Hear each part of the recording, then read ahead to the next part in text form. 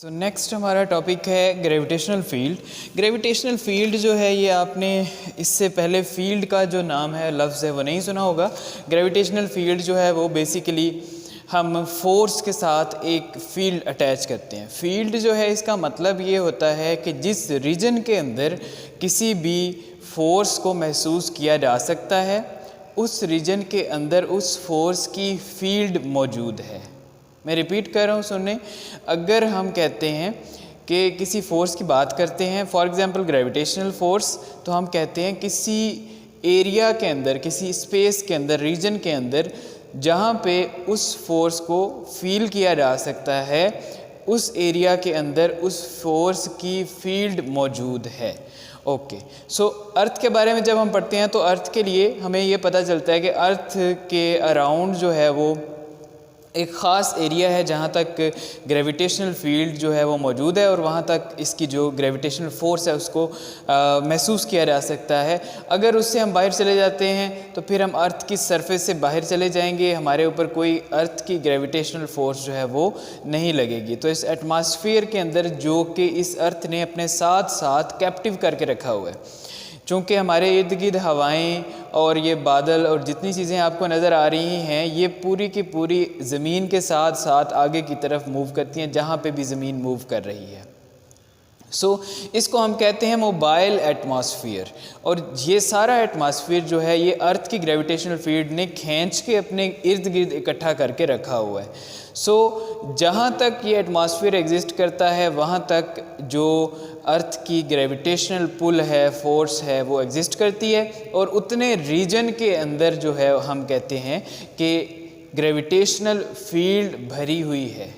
ठीक है, उस स्पेस के अंदर क्या है, जो फोर्स है वो ग्रेविटेशनल फील्ड की वजह से लग रही है और ग्रेविटेशनल फील्ड जो है उस रीजन के अंदर फिलअप की गई है जो कि हमें इनविजिबल है, नज़र नहीं आती। तो अगर हम अर्थ को इस तरह से कंसिडर करते हैं तो लेट्स से ये वाला जो रीजन है इसके अराउंड इसमें फोर्स को फील किया जा सकता है। तो ये सारा रीजन जो होगा it will be filled with gravitational field और इसके अंदर जब भी कोई पार्टिकल बाहर से एंटर होगा इस पॉइंट पे उस पर कोई फोर्स नहीं लग रही, जब इस पॉइंट पे आएगा फील्ड के अंदर दाखिल हो जाएगा तो इसके ऊपर ग्रेविटेशनल पुल जो है वो एक्ट करना शुरू कर देगी, ग्रेविटेशनल फोर्स जो है वो लगना शुरू कर देगी।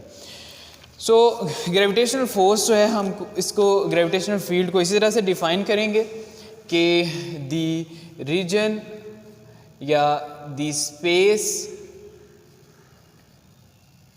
Around earth in which its gravitational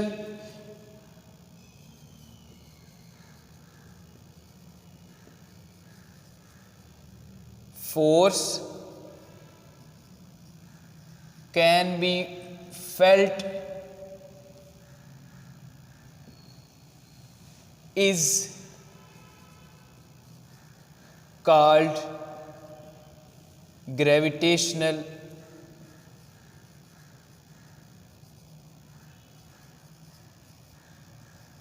field.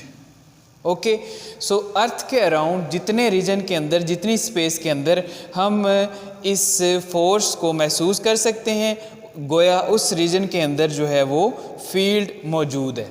अब फील्ड मौजूद होने का मतलब क्या है? अगर आप देखें इसी एग्जांपल में, जब ये बॉडी यहाँ पे थी तो हम इस पर खुद कोई फोर्स लगा रहे थे बैकवर्ड और ये यहाँ पे आई। जब ये फील्ड के अंदर दाखिल हो गई है इस रीजन के अंदर तो इसके ऊपर ऑटोमेटिकली एक पुल लगेगी और ये आगे की तरफ मूव करेगी। फोर्स भी उसी डायरेक्शन में होगी, डिस्प्लेसमेंट भी उसी डायरेक्शन में होगी। इट मीन्स कि ये बॉडी जो है ये वर्क कर रही है, इसके ऊपर वर्क किया जा रहा है। तो फोर्स जो है वो वर्क करती है, यहाँ पे ग्रेविटेशनल फोर्स जो है वो भी वर्क करती है। तो work gravitational force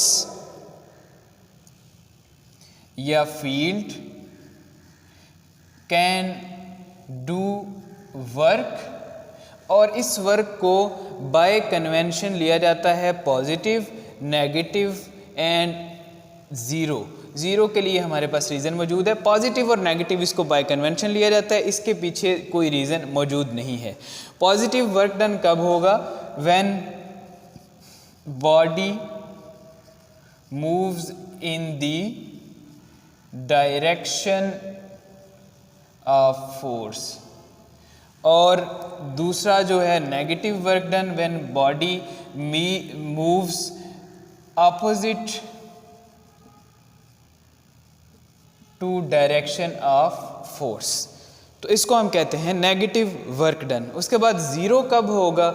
zero work done तब होगा जब कोई बॉडी रोटेट करेगी इस तरह से अराउंड अर्थ। तो रोटेशन में क्या होगा? वर्क डन जो है ये ज़ीरो हो जाएगा। क्यों ज़ीरो होगा? चूँकि अब जो फोर्स लग रही है टूवर्ड सेंटर और ये जो मोशन है इसके दरमियान एंगल 90 डिग्री का है, इसकी वजह से जो वर्क डन है वो ज़ीरो हो जाएगा। ठीक है, तो व्हेन बॉडी मूव्स परपेंडिकुलरली